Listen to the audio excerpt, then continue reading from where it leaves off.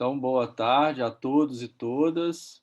Hoje nós temos o último encontro do LEPS do ano, né? Hoje é dia 29 de novembro, e hoje nós vamos comentar o texto Tempos de Incertidumbre, Nuevas Soledades, de Susana Brignoni.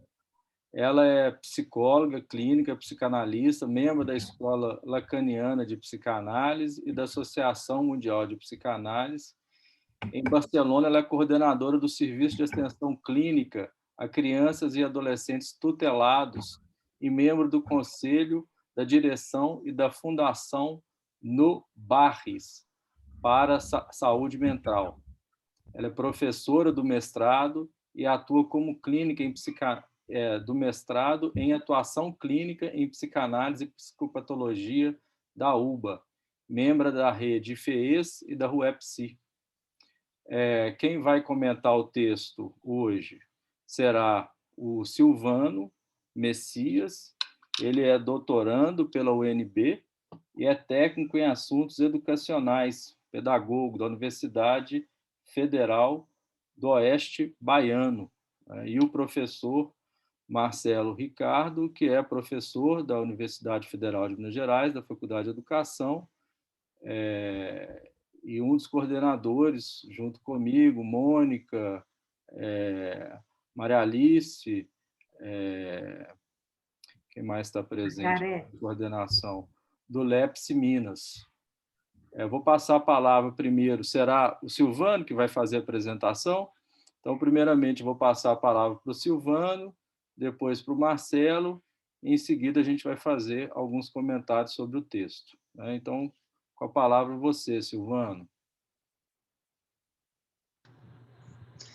Olá, pessoal.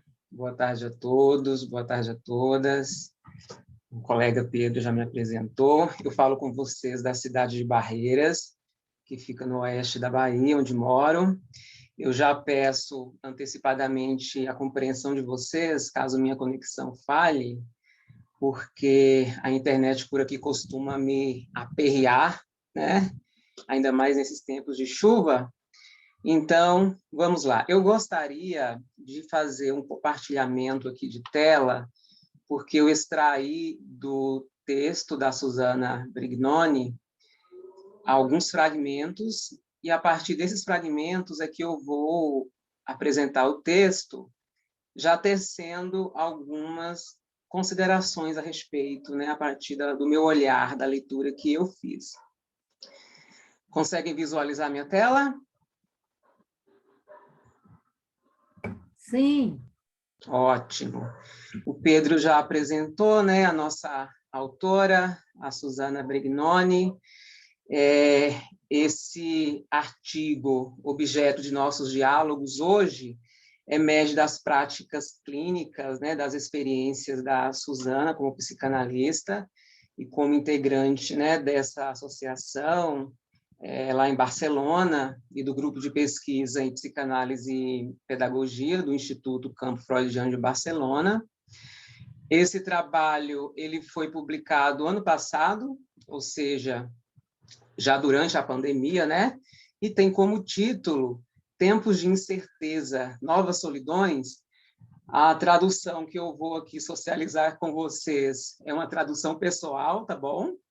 Me desculpe aí possíveis equívocos. Então, a autora nos apresenta logo de cara um título-problema, né? E essa indagação, essa provocação, norteia as reflexões que ela constrói ao longo do texto, né? Texto esse que tem como palavras-chave vírus, confinamento, desamparo, isolamento, solidão, ou seja, 5 significantes aí muito presentes nesses últimos tempos no cotidiano, não apenas da Espanha, de onde ela fala, mas no cotidiano do Brasil e do mundo como um todo, é claro, né, uma vez que a Covid-19 afetou e está afetando a vida de todos em escala planetária. Esse texto está estruturado em 6 sessões, né? Na primeira sessão, a autora atribui o seguinte título, uma forma particular de olhar, Observem comigo essa obra da pintora Remédios Varo. É uma obra que foi produzida em 1961, né? A obra foi nomeada de planta insubmissa, e Suzana cita essa pintura no texto para refletir sobre a relação entre saber e ciência. A gente vê aí uma pintura no formato de um ovo, né? E dentro desse ovo vemos um cientista manejando plantas. E através desse quadro é possível, dentre outras coisas, comparar de forma irônica o trabalho científico e o trabalho criativo, né? A autora vai mencionar isso no texto, dizendo que a ciência sempre cobiçou um saber exato, um saber provado e comprovado experimentalmente, né? Mas a psicanálise, subversiva como é, né? Ela vem dizer que 2 mais 2 nem sempre são 4, né? E aí Remédios Varo afirma que há algo que sempre escapa a um saber, o científico, que se afirma exato, universal e completo. Nesse sentido, a Suzana vai sugerir no texto que a psicanálise é uma forma particular de ler, né? Uma maneira outra, digamos assim, de olhar, de interpretar. E então ela vai citar Lacan para dizer que os sujeitos vítimas de incompreensões matemáticas são aqueles que esperam muito da verdade, e realça dizendo que as crianças e adolescentes tutelados com os quais ela trabalha lá em Barcelona são frequentemente apanhados e aprisionados nos nomes dos sintomas e distúrbios que já fazem parte de um saber popular que organiza o modo de apresentação das doenças em nosso tempo.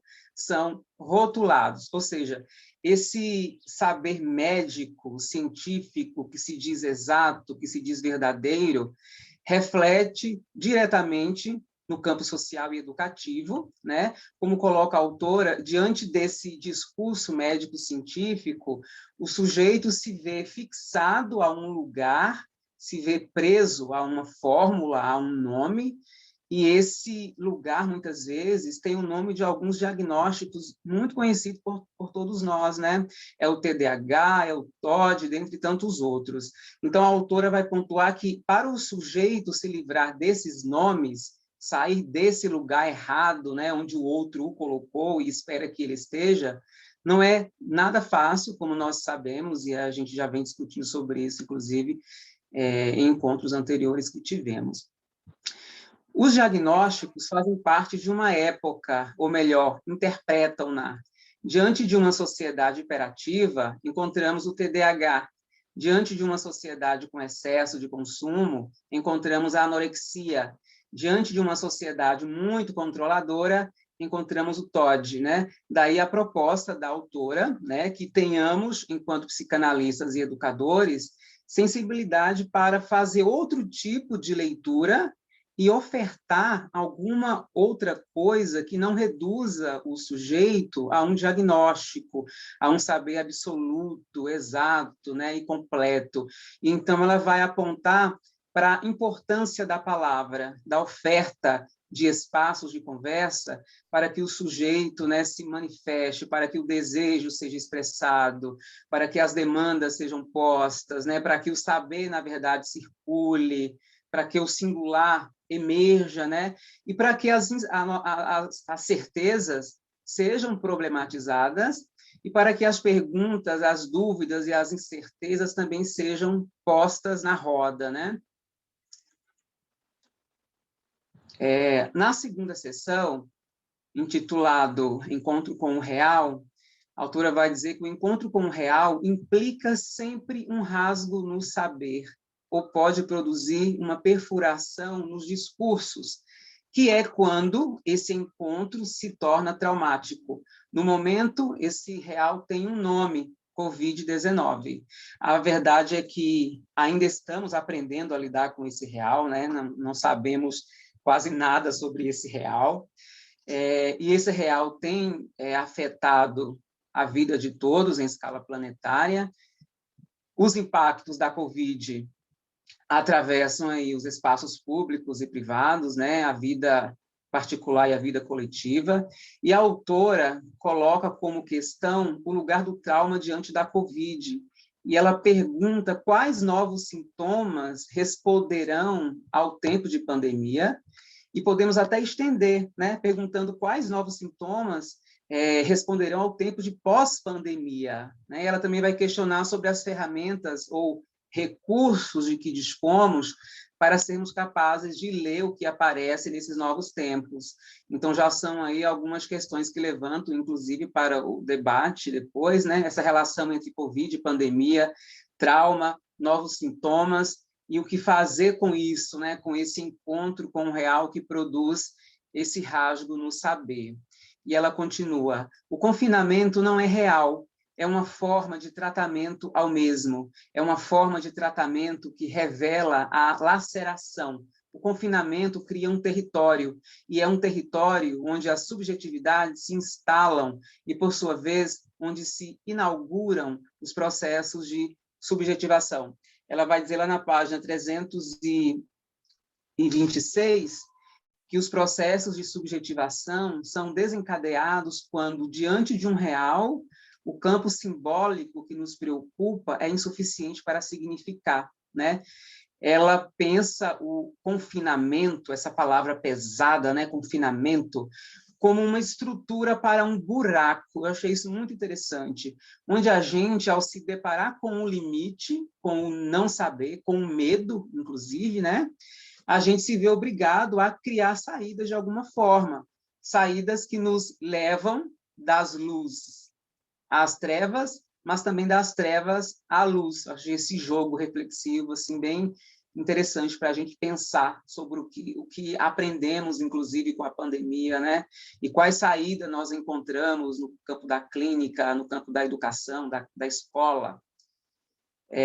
Na seção 3, ela vai falar sobre adolescentes e confinamento. Começa dizendo que o estado natural do adolescente é estar em um estado de determinado confinamento. Essa parece ser uma marca da adolescência, né? Desejar um certo distanciamento em relação aos pais, por exemplo, como tentativa de buscar a própria autonomia e de se reafirmar no mundo e para o outro, né? Esse outro aí, tanto com o Ozinho minúsculo como com o O maiúsculo. E ocorre que os jovens desejam um confinamento sem espaço, né? Aliás, um confinamento com espaço é o que os jovens desejam. Mas a pandemia, o encontro com esse real, obrigou esses jovens ao confinamento sem espaço, né? Ao isolar-se do mundo social, aproximando esses jovens ainda mais da relação com as máquinas, né? Com o mundo virtual, com o mundo cibernético, e tem gerado alguns problemas, como nós sabemos, né? Essa dependência em relação ao celular, em relação ao computador, que é uma questão interessante para se discutir, sobretudo no âmbito da escola, né? E da clínica. A adolescência é um tempo em que prevalece a desconfiança, que nada mais é do que prudência diante do outro desconhecido. E esse outro desconhecido, ele é, a meu ver, atravessado pelo tema da cultura, né? Pelo tema do sexo, pelo tema da metáfora paterna, pelo tema da vida e da morte, né? Principalmente agora na pandemia. Ou seja, esse outro desconhecido é o outro do desejo, é o outro da linguagem, é o outro do como ser adulto, né? A autora enfatiza que a Covid-19 impõe uma convivência permanente com o mundo adulto e coloca os jovens e todos nós frente a várias preocupações que ocorrem em 3 níveis, segundo ela. No nível do corpo, e aí a gente pode citar o medo do contágio, né, pelo vírus, por exemplo, o medo de se adoecer, de adoecer os outros, ao nível da convivência, e ainda entra aí a questão dos vínculos afetados pelo confinamento, né, pelo distanciamento social, e ao nível das perdas, né, como o luto em razão da morte, o precisar abrir mão de alguns desejos nesse período de confinamento, e a própria perda da liberdade, né? A perda da liberdade também é um luto, se a gente for olhar pelas lentes da psicanálise. No eixo 4, tem como título, o eixo 4 tem como título Psicanalista e suas ferramentas, né? Ela vai dizer que frente ao real, ao encontro com o real, a clínica, né, na qual ela trabalha, essa associação a qual ela está vinculada, o que essa clínica faz é criar e oferecer espaços de escuta e de diálogo, né, com esses sujeitos e com os educadores sociais, visando dar suporte às questões sintomáticas, né, que crianças e adolescentes colocam no momento em que existe uma dificuldade real do lado do sujeito em sintomatizar, né, em preocupar-se com seu sofrimento. Eu achei muito legal quando a autora menciona a expressão patologias sem sintomas, né, e coloca que o sofrimento, né, comumente perceptível na tristeza, muitas vezes pode se apresentar a partir de uma angústia, aliás, de uma alegria que transborda. A isso ela vai chamar de irrupção do gozo, né, que é um conceito presente em Lacan. Quem quiser depois comentar a respeito desse conceito, fique à vontade. Continuando, ela diz que há uma parte do que nos acontece que não passa para o simbólico, o nosso indizível, que devemos organizar os circuitos das palavras para que esse indizível tenha lugar. Entre falável e indizível é a forma particular que a psicanálise introduz nos espaços educacionais para que sejam habitáveis pelas crianças e adolescentes, como também pelos educadores que cuidam, que educam, né, e que também habitam esses espaços. Então, nesse sentido, o analista é aquele que ajuda a civilização a respeitar a articulação entre as normas e as particularidades individuais. Então, para tanto, a autora ela vai apresentar alguns conceitos psicanalíticos, né, que podem ser usados como ferramentas, o conceito de ato, né, de interpretação, de surpresa, de transferência, dentre outros, como o próprio conceito de psicanálise na instituição, né, o que daria brecha, a meu ver, para a gente conversar sobre a psicanálise na escola, a psicanálise na cidade, pelo menos antes da pandemia, estava crescendo essa ideia da psicanálise na rua, né, a psicanálise nos espaços públicos. E agora, com a pandemia, uma outra ferramenta que ganha força com suas vantagens e limitações, digamos assim, é a própria tecnologia digital a serviço da clínica, né, e da educação. Então, a gente tem agora a psicanálise online, né, a psicanálise remota. Aliás, eu acho que é um tema interessantíssimo de estudo, fica aí uma provocação para conversarmos a respeito. Na seção 5, ela vai falar sobre o dar lugar à intimidade. Ela vai dizer que no CRAES, esse espaço da Fundação em Barcelona, eu esqueci de fazer... Ah, não, está traduzido aqui, né? Ela vai dizer que um dos elementos que os educadores possuem para organizar a vida das crianças é denominado de adinâmica. Essa dinâmica, segundo ela, corresponde à ordem reguladora da vida cotidiana. Isso inclui os afazeres, né, do dia a dia, né?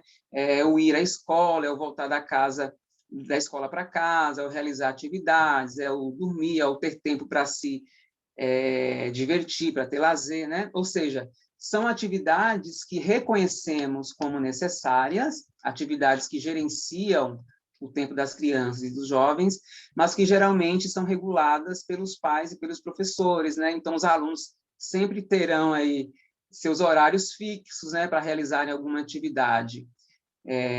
E a autora vai chamar a atenção para o fato de essa dinâmica ser muitas vezes pensada como uma cadeia fechada, né, feita de hábitos, ou seja, de repetições, sem considerar a heterogeneidade, né? Então, ela vai dizer que essa dinâmica escolar é, ao mesmo tempo, única e múltipla. Ela é, do lado da oferta, né, já que os educadores geralmente lançam a todos os alunos as mesmas atividades, né, as mesmas avaliações, as mesmas regras, mas ela é também vários do lado da resposta, né, já que cada sujeito, a partir do seu desejo, né, de sua história, de seus interesses, né, de suas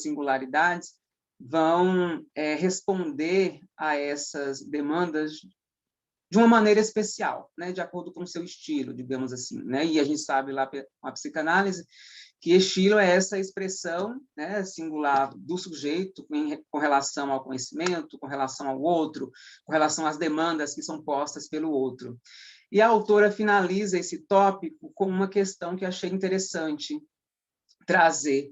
Os educadores podem suportar as consequências de oferecerem um espaço para falar? Porque, ao oferecer esse espaço de palavra, o educador precisa saber que vai se deparar com esse jogo do múltiplo, né? Do múltiplo e do singular de cada um. Então, o que fazer com as respostas de cada um, né? Como respeitar esse desejo de cada um? Acho que é uma questão interessante para se discutir. Na seção 6, já estou prestes a encerrar, ela vai falar da solidão e do isolamento, né? Dois significantes que atravessam o texto todo.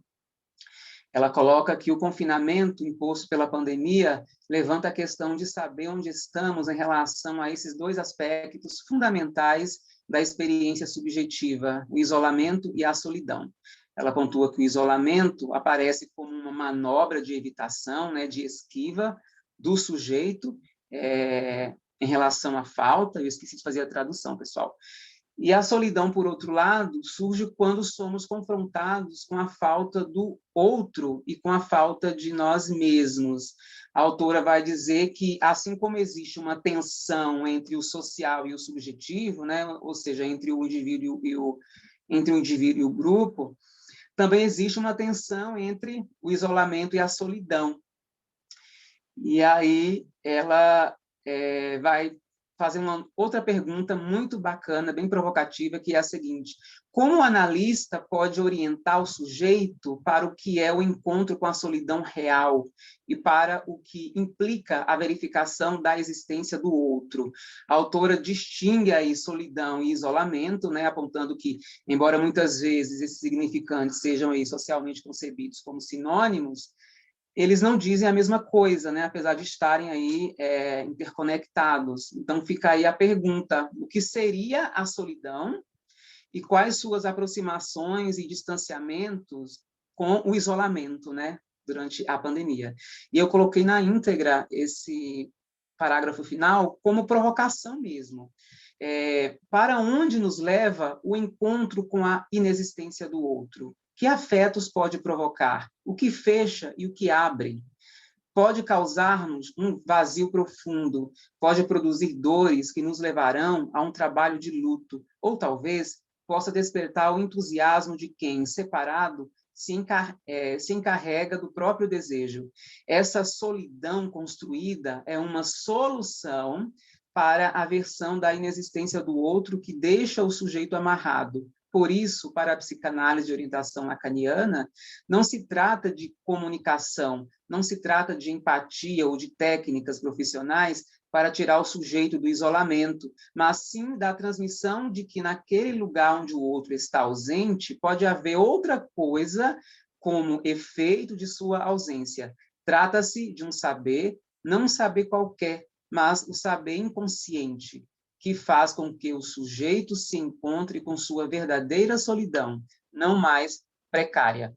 E, para finalizar, gente, eu trago algumas provocações que foram aparecendo, né, na minha cabeça ao longo da leitura do texto, e gostaria de compartilhar com vocês, pensando na circulação da palavra, né?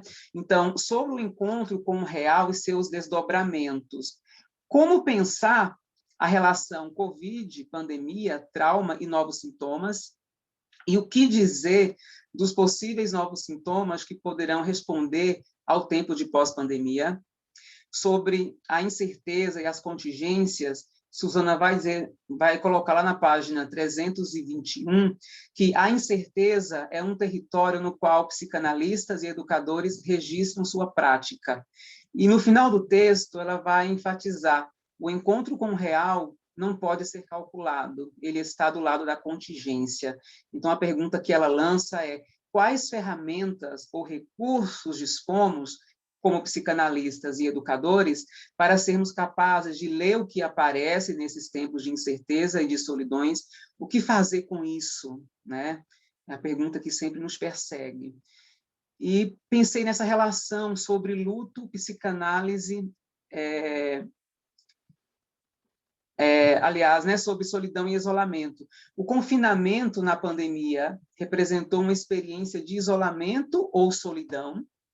Ela vai perguntar isso lá na página 331.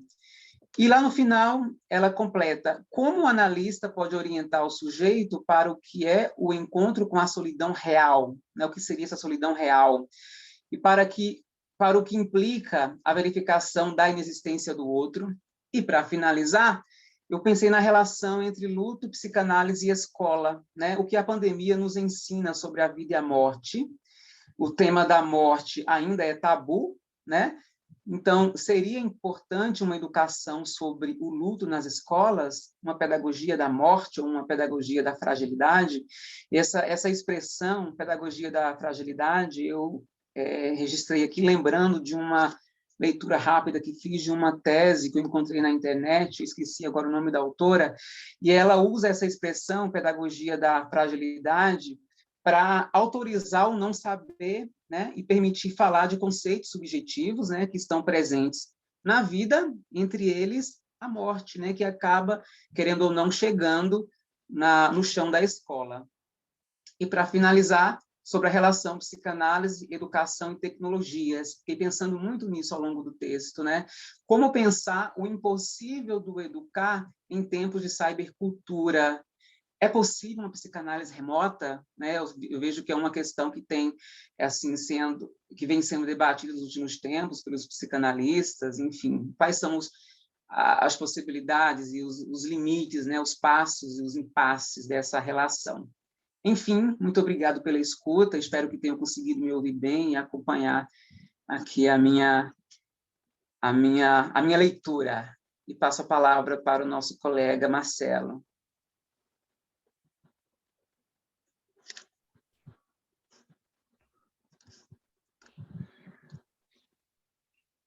Sem tirar nem pôr, Silvano, que potência, não só das questões com relação ao texto, mas a própria leitura do texto, na verdade, você planta um mar de possibilidades de leitura, muito entusiasmado com o que você disse, estou aqui pensando até agora, né, o que essa dinâmica representa, essa lá dinâmica para elas, né, para eles lá da Norris Boll, da Nobares, e sobre esses pontos, né? Os novos sintomas, a gente está vivendo isolamento ou solidão, que é o que ela pretende lá, mas aí você propõe uma certa pedagogia do luto.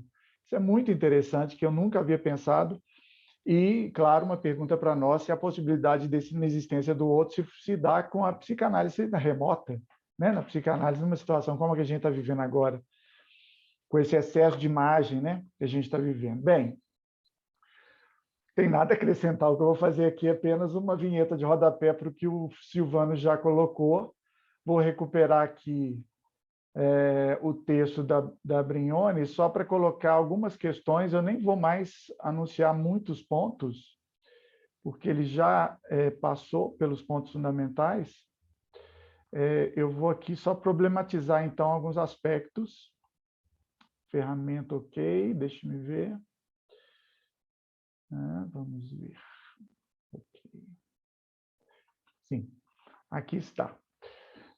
Bem, gente, entre tantos pontos, eu também marquei bastante coisa no texto, porque eu acho que o texto da Brignone, assim que pronuncia, ou assim que ela se apresenta, Susana Brignone, ela faz um texto muito interessante, porque ela traz uma psicanálise bem própria do nosso contexto, né, do nosso trato do dia a dia, bem próximo ao que a gente também faz, né, com nossas formas metodológicas bem próximas de atuar com a psicanálise no campo social, ou no campo educativo, ou no campo da educação social, como ela coloca aqui. E um dos conceitos que ela faz, que eu acho que é fundamental a gente recuperar, perdão, porque a voz sumiu no final de semana, estou recuperando aos poucos, é a necessidade de ajudar o adolescente ou ou residente, né, das casas lá, né, das casas residenciais lá de Barcelona, dos CRAs, a necessidade de ajudá-los a sintomatizar o seu sofrimento, o seu mal-estar, propriamente. Nem é propriamente sofrimento. E aí, essa pergunta pode ficar dura para a gente, porque a gente fala assim, como que é isso, ajudar a sintomatizá-lo?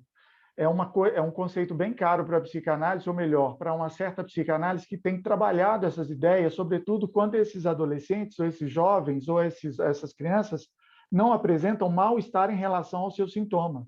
Às vezes apresentam o sintoma da delinquência, por exemplo, mas não necessariamente o mal-estar em decorrência disso. A gente sabe que o sintoma vem responder ao mal-estar. Um sintoma é essencialmente uma resposta ao mal-estar, a angústia que esse mal-estar representa.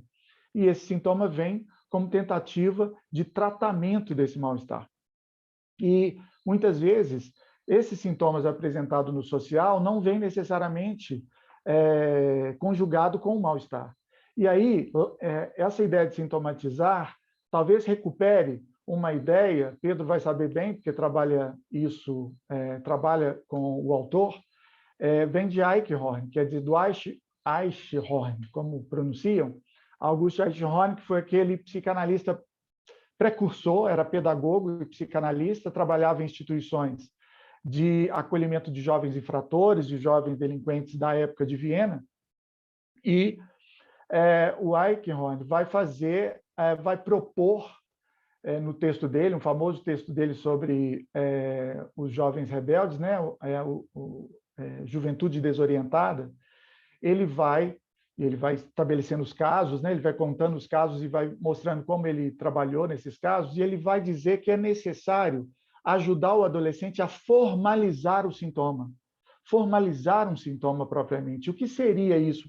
O que seria formalizar um sintoma? Essencialmente, ajudar o sujeito a dar borda a um sofrimento que lhe concerne, né? Como ela apresenta aqui, né? A dar borda, fazer borda a um sofrimento que lhe concerne, de modo a levá-lo a compreender a própria responsabilidade de si, né? A responsabilidade desse sujeito em relação a esse sofrimento, ou a essa queixa. Então, ou seja, dar borda a esse sofrimento, né? Dar borda a esse sofrimento, levando o sujeito a entender que ele é responsável também por esse sofrimento, ou pela queixa que geralmente vem junto com esse sofrimento, que às vezes vem deslocada, né? Ela vem separada uma coisa da outra. Então, o sofrimento está diretamente, ou melhor, sintomatizar está diretamente ligado à possibilidade do sujeito perceber a sua irrupção de gozo, como o Silvano colocou aqui para nós agora, né? Esse conceito lacaniano, que é essa irrupção de gozo, que é passagem a um gozo que às vezes vem sem esse mal-estar. A gente sabe que a delinquência, por exemplo, objeto com o qual a gente sempre trabalha, eu, Pedro e vários, a gente trabalha com essa ideia de que, na verdade, esse sujeito, às vezes, apresenta, ele sabe disso, né? A delinquência é sintoma porque tem dupla face, né? Ela tem a face de sofrimento, que faz com que o sujeito seja estigmatizado, excluído, etc., mas tem a face de gozo, que faz com que o sujeito se sinta poderoso na comunidade em que ele está inserido, por exemplo. Bem, então, dito isso, se isso está claro, eu fui cotejar, Pedro e eu também estamos participando de um cartel com os franceses, com a Dominique, com o Sébastien Ponu e com o Racial, o Jean-Jacques Racial como mais um. Inclusive, eu fui buscar lá no livro dele, a gente está estudando o cartel, e eu fiquei muito entusiasmado com uma parte do livro dele, revendo esse material dele e tudo mais, e ressignificando para esse cartel, que eu acho que cabe aqui essa questão da sintomatização. Para vocês terem ideia, uma hora ele vai dizer em determinado texto sobre a questão da delinquência, ele vai dizer algo muito fundamental que eu queria compartilhar aqui com vocês para a gente discutir, sobre a dificuldade das instituições sociais, das instituições educativas, enfim, das instituições que acolhem no caso, os jovens e os delinquentes, os adolescentes delinquentes, etc., a dificuldade de cair numa armadilha que é inevitável. O que seria essa armadilha propriamente? Ela teria dupla face.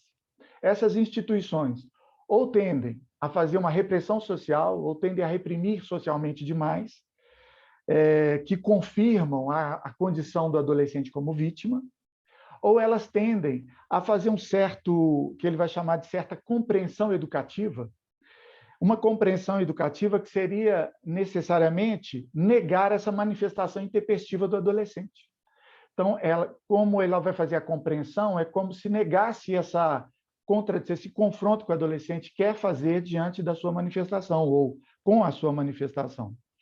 E aí é muito difícil as instituições não caírem nesses dois lugares, nessa dupla face. Ou ela reprime, ou ela compreende. E ele fala que é muito difícil também o analista atuar numa circunstância social como essa para fazer esse trabalho. E aí ele vai dizer coisas fundamentais, assim, a meu ver. Uma delas é que ele vai retomar o Winnicott, para vocês terem ideia, para dizer que o ato delinquente deve ser concebido como sintoma na sua positividade. Sintomatizar na sua positividade, na inscrição mesmo do sintoma. Vou explicar isso. Quer dizer, vou tentar, né, na verdade. Ele vai dizer, talvez, que o psicanalista que atende jovens nessas condições sociais, talvez a tarefa não seria necessariamente curar a delinquência, curar o desvio, curar o confronto, curar o sintoma. Não seria necessariamente curar o sintoma, mas explorar formas menos danosas desse sintoma se inscrever. Isso talvez seja a saída possível para se fazer nessa hora. Mas a gente pergunta, então, mas, poxa, o que ele quer dizer com não curar o sintoma? Veja, na análise de adultos, porque ele vai criar uma clínica do adolescente diferente da clínica do adulto. Então, ele vai dizer, olha, na análise do adulto, talvez a gente visa uma certa queda do sintoma. Aquilo que o Lacan fala no final da vida, assim, ficar livre do sintoma, de alguma maneira. Ficar livre do sintoma. Livre do real do sintoma, como diz o Lacan, Aí ele vai dizer assim, talvez a gente busque a queda do sintoma, uma certa significação dele para que ele possa se deslocar e fazer outra coisa. Então ele fala assim, olha, não se trataria nessa clínica do adolescente propriamente de uma queda do sintoma que veio em excesso perturbar um conjunto, o conjunto da própria vida do sujeito lá adulto. Ela está precisamente no momento, ou seja, o adolescente estaria precisamente no momento de apropriação do sintoma, de escrever seu sintoma, de formalizar o seu sintoma, e não, na verdade, de sair dele. Só que haveria, aí por parte do analista, uma ajuda para que essa formalização seja para algo menos danoso. Quer dizer, no momento em que o sujeito vai anunciar sintomático, vai escrever seu sintoma, vai escrever seu modo de existência, que o sintoma representa, seria a apropriação do sintoma e não, na verdade, a saída dele. Então, ele vai dizer assim, o adolescente encontra no sintoma não somente toda uma série de benefícios secundários, como Freud já disse, pois é assim reconhecido em sua singularidade, quer dizer, o sintoma singulariza todo o sujeito, e o adolescente está singularizando seu momento nessa hora do sintoma. Mas ainda, o sintoma é, então, tudo o que lhe resta para garantir seu ser movido que é pela pulsão de morte, e por isso que diz respeito digamos, à repetição. Então, o que eu quero acentuar é que talvez a gente tivesse, e a dinâmica, como a Susana propõe, quer dizer, é uma tentativa, como nós todos fazemos clínicas em ambientes sociais, é uma tentativa de fazer com que esses sujeitos que estejam lá, ou na condição de adolescentes, como é o caso da Norris Bolles, estejam em condição de fazer uma espécie de formalização do sintoma para que ele possa ali inscrever uma singularidade através desse sintoma, e talvez o nosso trabalho não seja muito mais do que simplesmente ajudá-lo a fazer isso com menos danos, ou com menos destino pulsional, assim, com menos destino de morte, com uma posição menos danosa, como diz o racial. Bem, eu acho que teria mais algum ponto, não quero mais me estender nisso, que é...